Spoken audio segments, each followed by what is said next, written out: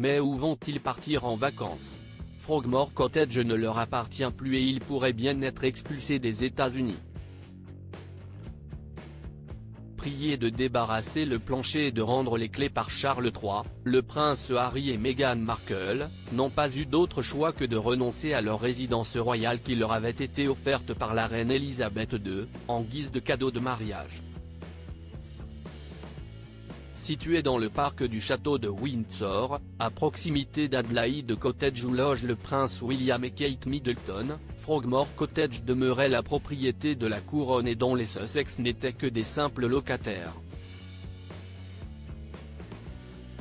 Quant à leur résidence de Montecito, les Sussex pourraient bien lui dire au revoir si la situation du prince Harry se régularise pas.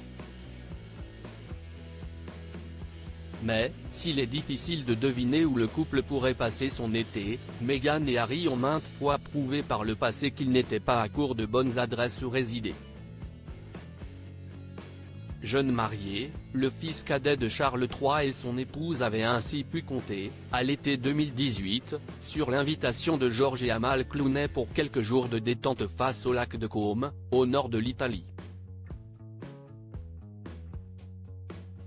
Pure People avait alors rapporté que leurs hôtes, qui étaient d'ailleurs parmi leurs convives à leur mariage 3 mois plus tôt, avaient même assuré leur trajet à bord d'un jet privé. Un moyen de locomotion auquel le couple avait visiblement pris goût, bien qu'il soit très coûteux en émissions de CO2, puisque c'est également à bord d'un jet privé que les Sussex avaient, l'été suivant, défrayé la chronique pour quelques jours de répit à Ibiza où ils avaient célébré l'anniversaire de Meghan.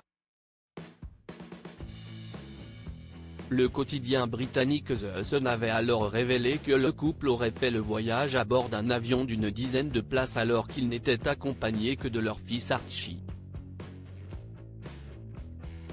Sur place, les Sussex avaient également privilégié le confort en déboursant pas moins de 130 000 € pour une semaine de location d'une villa.